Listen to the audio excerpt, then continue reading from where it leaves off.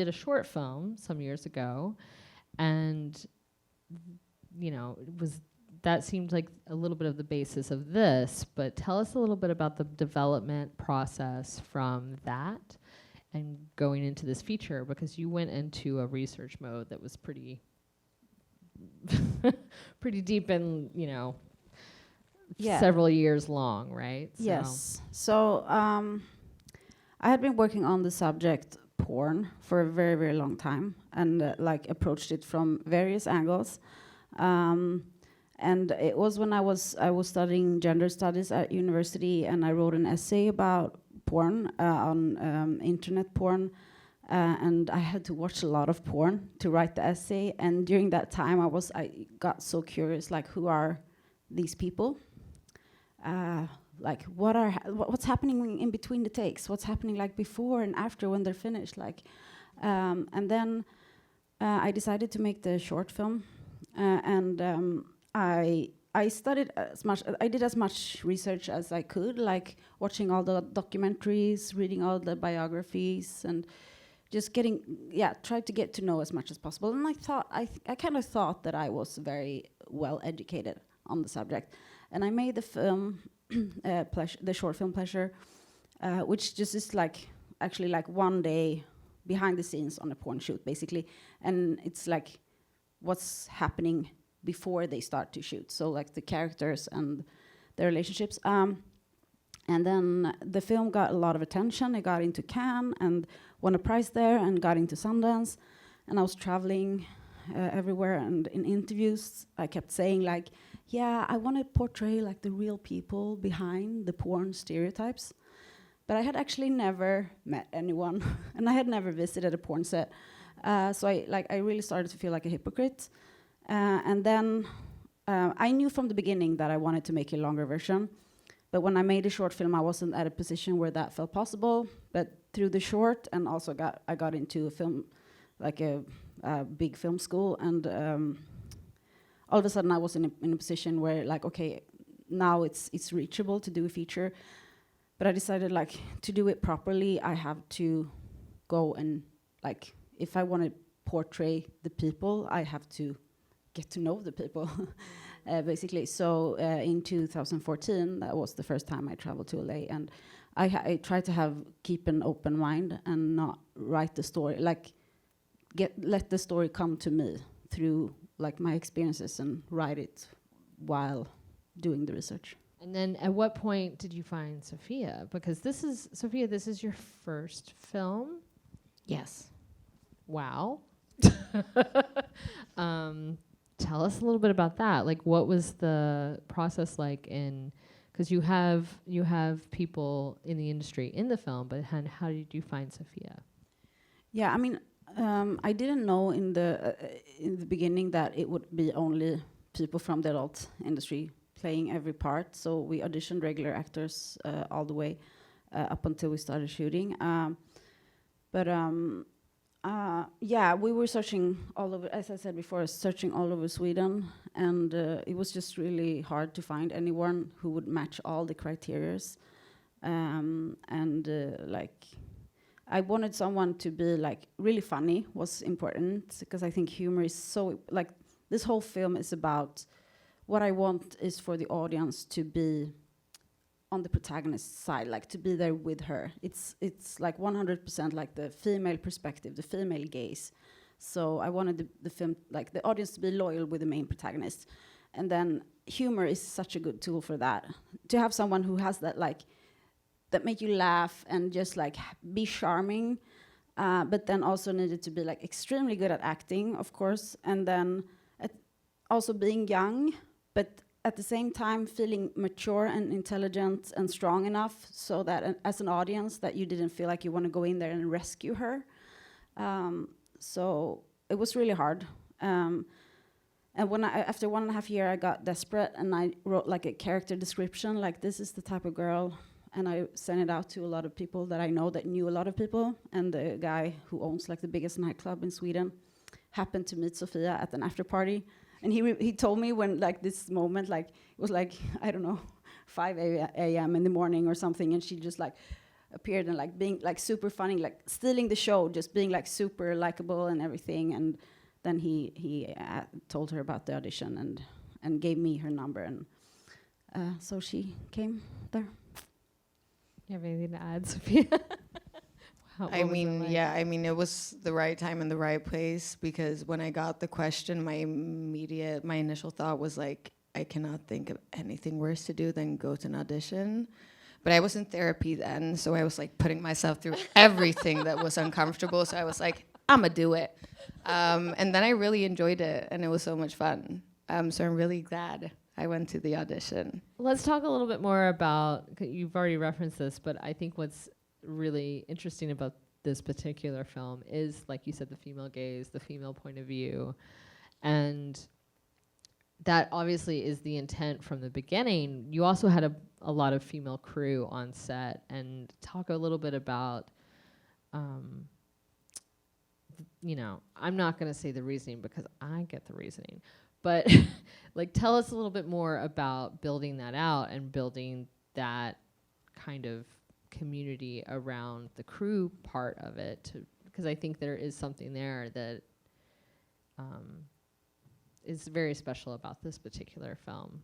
Like how, because it's not just your actors, it's the female point of view is throughout the crew, right? Yeah, and that was, I mean, because I put it, like, the story takes place in the porn industry, but it's really, like, for me, it's about being a woman. So everything that she's going through is something I've gone through somehow, not necessarily in a sexual context, but,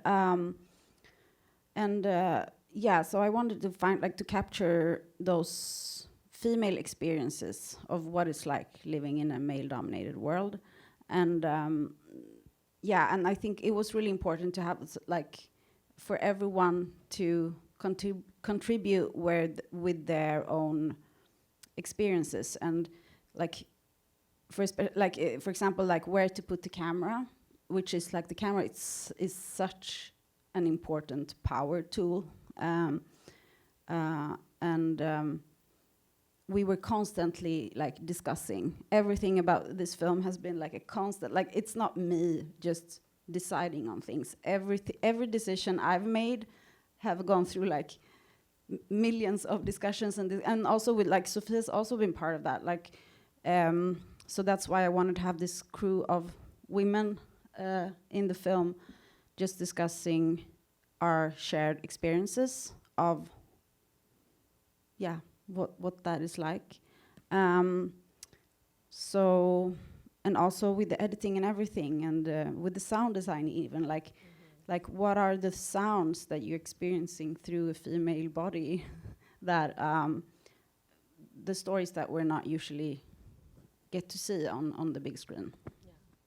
And I think this kind of, we talked about this a little bit earlier, Sophia, but I want to talk about, there's this one scene, obviously, that's really, really difficult to watch. And it's, you know, I think Sophia has great agency throughout the entire film, and she is her own person and deciding and making her own choices. And then she's put in this room where suddenly she's threatened and vulnerable in a different way than you see in the rest of the film. And I think, so obviously knowing that you went through those choices, you had those discussions, talk about that scene, because I think I was reading a little bit before of that not maybe being as difficult as it comes off on screen, because as a viewer, it's a very traumatic moment. But tell us a little bit more about making that, because it was safe. It felt safe with that crew and with those people, right? Like it was.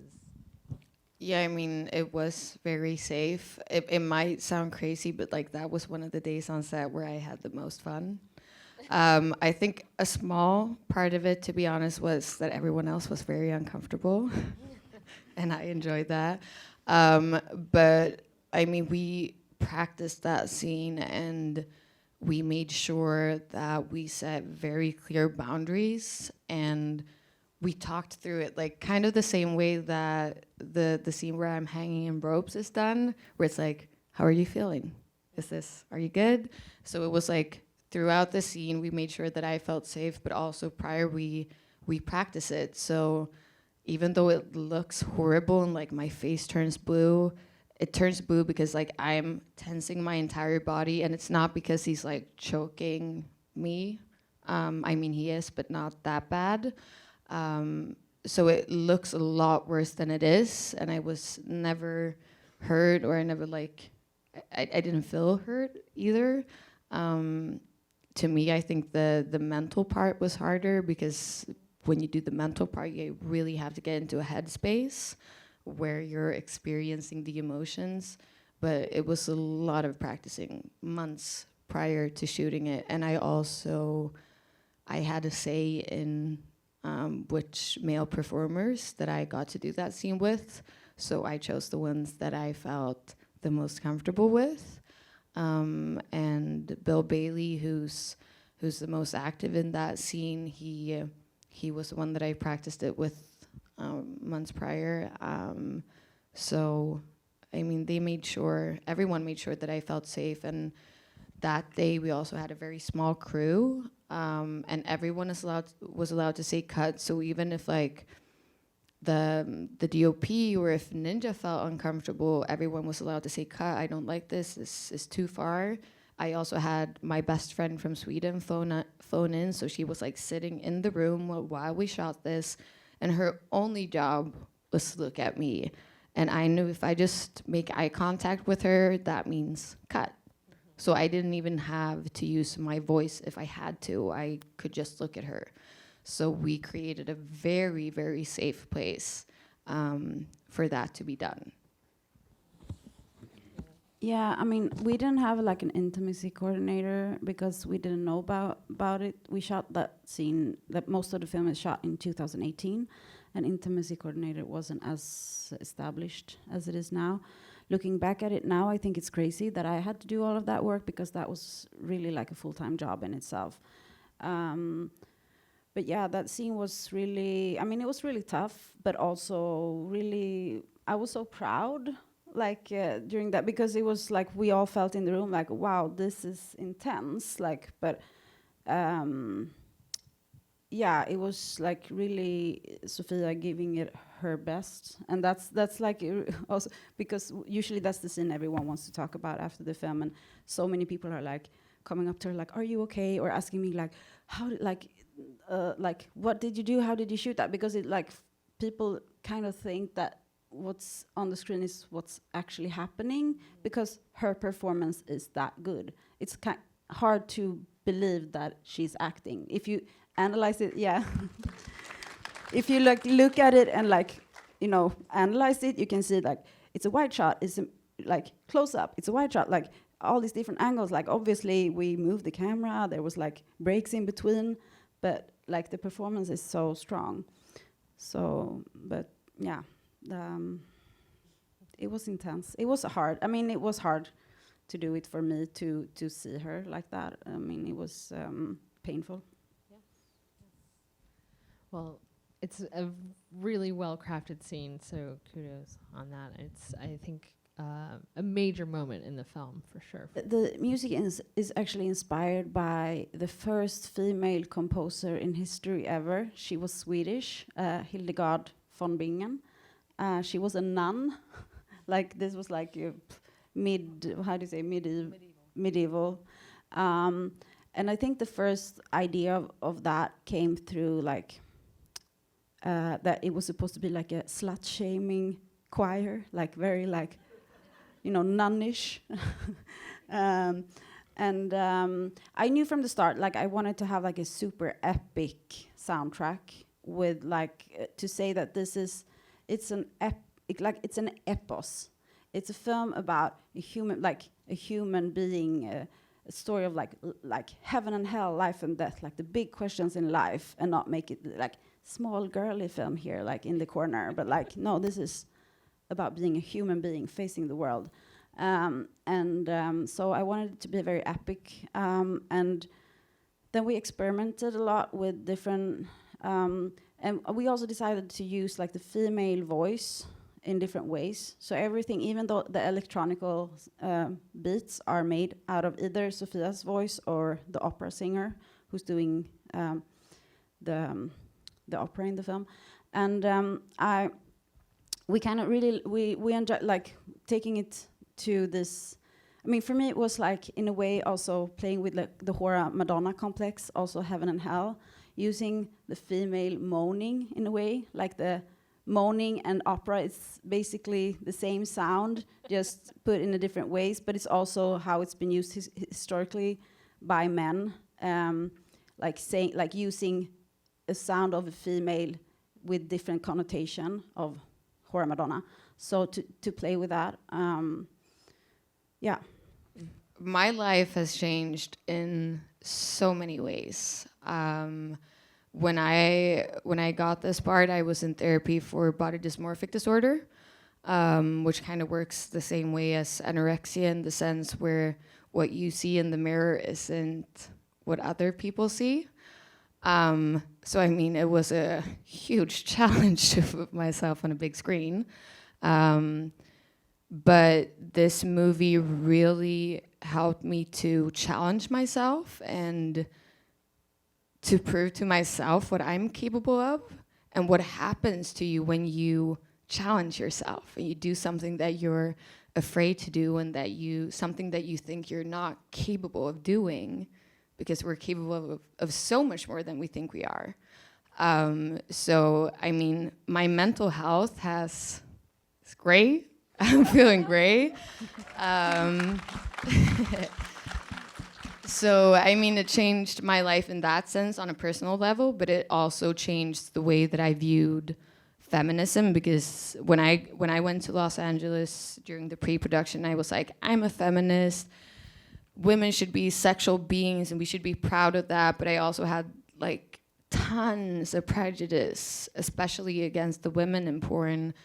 And then I met women in porn and I was like, I'm so wrong.